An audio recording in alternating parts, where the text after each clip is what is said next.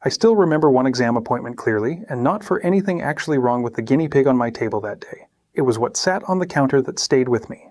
A canvas tote bag from that same morning's shopping trip, the receipt still folded on top, and inside it 11 separate products bought in a single visit for one small animal that genuinely needed perhaps 3 of them. I am Rue. I see small pets, and lately what worries me on that exam room counter is not always a bacteria or a missed feeding habit. It is the aisle itself, the one nearly every new owner walks down within the first week of bringing a guinea pig home, trusting that anything sold specifically for guinea pigs must actually be good for one. Here's the actual mechanism behind why that trust so often turns out to be misplaced. Pet product marketing is built to catch a human eye standing in a store aisle or scrolling a page late at night, not to meet the physiological needs of the animal the product claims to serve. Bright colors, cute shapes, and themed packaging exist because they move a human hand toward a shelf, and a guinea pig's actual requirements, steady footing, safe materials, real fiber and vitamin needs, rarely have anything to do with how appealing a product looks sitting in a box. The label itself adds a second layer to the same problem. The phrase guinea pig safe printed across packaging is not a regulated standard anywhere. Nobody certifies it, no agency tests it, and a manufacturer can print those words on almost anything without independent verification. It reads like a guarantee. It functions as a marketing phrase, and most owners have no easy way to tell the difference at the shelf. There is a third piece worth naming honestly because it is newer and it has genuinely changed buying habits. Unboxing and haul-style videos have made buying in volume feel normal, a table full of purchases presented as if quantity itself were good care. A new owner watching one of those absorbs the idea that more items sitting inside the cage means more love shown to the animal, when in most cases the opposite is closer to true. None of that makes those videos dishonest on purpose. It simply means the format itself rewards volume, and a viewer rarely sees the products that quietly went unused sitting in a drawer months later. Here is where that actually shows up. Category by category, the genuine waste sitting right alongside the handful of items truly worth the money.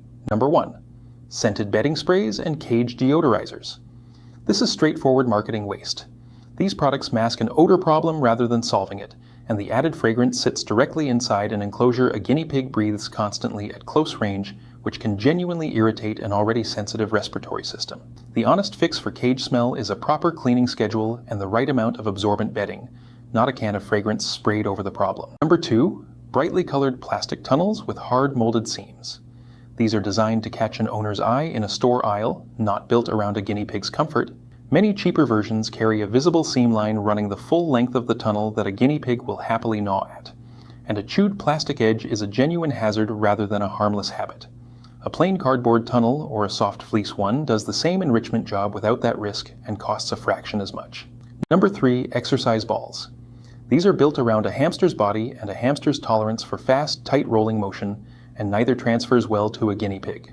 A guinea pig's spine and hips are not built for that kind of confined rolling, and the ball itself limits how well it can see where it is going, producing genuine disorientation rather than exercise. This is one of the clearest cases on this entire list of a product sold across species lines simply because it already existed on the shelf, with a real injury risk sitting behind the cheerful packaging. Number 4, yogurt drops marketed as treats. These are mostly sugar and dairy solids pressed into a shape built for an owner's idea of a treat, not a guinea pig's actual diet. Guinea pigs are strict herbivores with no real dietary use for dairy, and a diet leaning on sugar-based treats genuinely contributes to digestive upset and weight gain over time. A small piece of fresh vegetable does the same job as a reward for less money a night, without the sugar load. Number 5, elaborately themed decorative houses, the small painted castles and cottages built to look charming on a shelf. Many are sized for visual appeal rather than an actual guinea pig's body, with doorways and interior space too tight for a full-grown animal to comfortably turn around inside. A plain, correctly sized hide does the actual job these products only pretend to do, and the decoration exists entirely for the owner's benefit, not the animal's. Number 6, vitamin C added directly to drinking water. This looks efficient on the label, 1 drop or tablet handling an entire day's requirement, but vitamin C breaks down quickly once exposed to light and open air, so a large share of what goes into that water bottle has already degraded before it is ever consumed. It also assumes a guinea pig drinks a predictable, consistent amount each day, which is rarely true in practice. A reliable food-based source, a stabilized pellet formulated for guinea pigs or fresh vegetables offered daily, delivers vitamin C far more consistently than water ever can. Number 7, scented wood shaving additives sold to freshen bedding between full changes. Functionally, this is the same problem as the deodorizing spray covered earlier. fragrance layered over an odor rather than the cleaning schedule underneath it. With the same added respiratory irritation risk sitting inside an enclosure a guinea pig cannot leave. Number 8. Cage carpet marketed as a bedding alternative. It looks tidy in a product photo, but carpet does not absorb moisture the way genuine bedding does, which means urine sits on the surface rather than being drawn away from the animal underneath it. It requires frequent washing to stay usable at all, and in practice most owners find it holds odor and bacteria faster than it ever saves in real time or money. Number 9, and this is one of the more deliberate examples of money betrayal on this entire list. The small starter cage sold as a complete kit alongside a guinea pig purchase. These are very often well under the floor space a guinea pig genuinely needs for the long term, marketed with the word complete printed directly on the box. The store's incentive is not hidden once you notice it. Selling a cage too small to be a genuine long-term home all but guarantees a second larger purchase within a matter of months, and that second purchase is rarely mentioned at the counter when the first one is sold. Number 10. An enclosed plastic igloo hide with only one narrow exit. A hide with a single entrance can become a trap rather than a shelter if another guinea pig blocks that one exit during a disagreement, and a prey animal left with no second way out experiences genuine, elevated stress in that moment. A hide with two openings or two separate simple hides placed apart from each other removes that risk entirely for very little extra cost. Number 11. Guinea pig costumes and knitted coats sold heavily around holidays. These exist almost entirely for a photograph, and they carry a real overheating risk given how poorly a guinea pig already regulates its own body temperature, a mechanism covered in more depth in an earlier video on this channel. A costume left on for more than a few minutes of supervised photos turns a fun idea into a genuine comfort problem. Number 12. Chew toys finished with bright paint or dye rather than left as plain natural wood. The entire purpose of a chew toy is to be chewed repeatedly, and a painted surface means a guinea pig ingests small amounts of that coating every single time it uses the product exactly as intended. A plain, untreated wood chew, or one specifically labeled free of any dye or paint, removes that unnecessary exposure for the same price. Number 13. Colorful muesli-style food mixes with dried fruit, seeds, and differently shaped pieces mixed straight through the pellets. These look generous in the bag, but they actually encourage selective feeding, a guinea pig picking out the sweet, colorful pieces it likes and leaving the plain pellets that carry most of the actual balanced nutrition behind in the bowl. A plain, uniform pellet removes that ability to pick and choose entirely, and it is very often cheaper per bag than the mixed version marketed as the premium choice. Number 14. Mineral or salt lick sold as an essential addition to any setup. For a guinea pig already eating a properly balanced pellet and fresh vegetables, separate lick adds very little that diet is not already providing, and in some cases it simply adds unnecessary extra mineral intake on top of a diet already balanced without it. This is a genuinely low-stakes item on this list, but also one of the more purely unnecessary ones. Number 15. Hanging hammocks and swings designed for rats or ferrets and sold straight into the same aisle. A guinea pig is a ground-dwelling animal that does not climb and has no real use for an elevated hammock, so this is simply a product built for a different species placed on a shelf near guinea pig supplies, because the aisle sells better as one large mixed category than several small honest ones. Number 16. Elaborate bathing and grooming kits with small bottles of scented shampoo. Most guinea pigs need bathing rarely, if ever, and frequent bathing actually strips natural oils from their coat and skin rather than improving anything about it. These kits are modeled directly on small dog grooming culture, borrowed wholesale from an entirely different animal's actual care needs. Number 17, and here the list turns toward what is actually worth buying, starting with a reliable food-based vitamin C source, either a pellet specifically formulated and dated for guinea pigs, or a consistent daily offering of fresh vegetables known to carry a meaningful amount. This is the single most genuinely necessary purchase on this entire list, since guinea pigs cannot produce their own vitamin C the way most other mammals can. Number 18, a properly sized enclosure, whether that is a purpose-built cage or a grid and panel setup many experienced owners build themselves.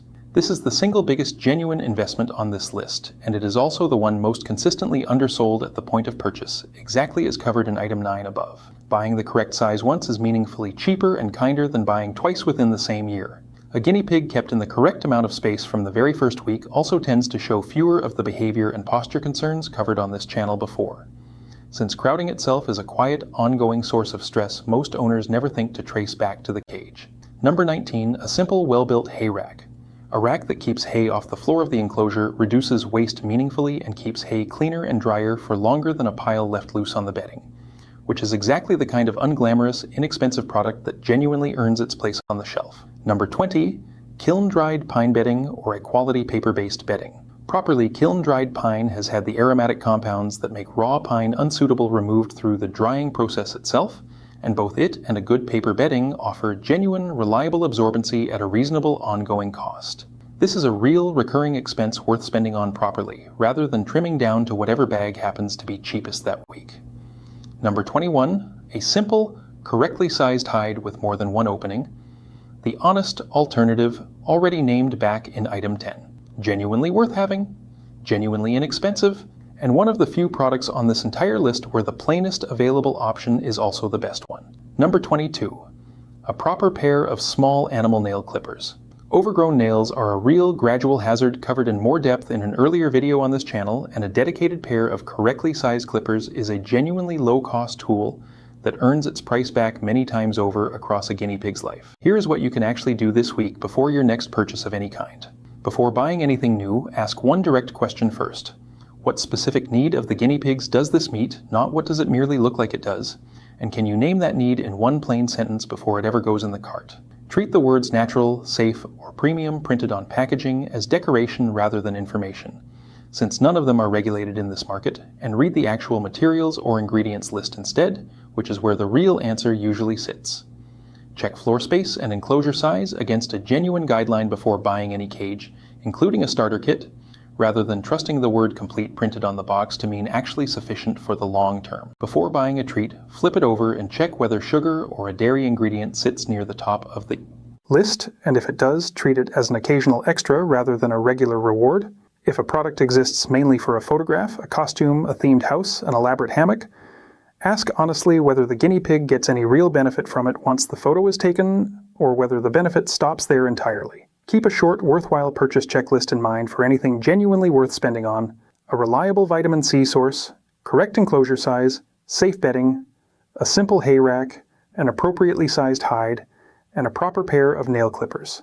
Nearly everything else on a typical shelf is optional at best. I do want to mention something briefly, the way I would across my own exam table. I have put together a simple, worthwhile purchase checklist covering exactly what is genuinely necessary for a new guinea pig setup and what to skip entirely, along with rough honest pricing for each item. It is linked below if that would help before your next shopping trip. None of this is meant to suggest every colorful product on a shelf is automatically dangerous, because most of what sits on this list is simply unnecessary rather than genuinely harmful outright. It is meant to give you a plain, practical way to tell the difference before the money leaves your hand, rather than trusting a bright package to have already made that judgment on your behalf. That tote bag from the memory that opened this video held 11 items bought in a single afternoon. Only 3 of them were actually doing anything useful for the animal they were bought for. The other 8 are the kind of purchase that quietly goes back to the store within the month once the pattern actually gets checked against a real list. And the refund from exactly that kind of return often covers most of what a proper cage upgrade actually needs. So before your next trip down that aisle or your next order placed late at night, make a short list first, 3 or 4 items you actually know your guinea pig needs by name, and buy only from that list. Anything else sitting in the cart, put it back or close the tab and spend that same money instead on the one genuine upgrade most guinea pigs are still quietly waiting on: more floor space.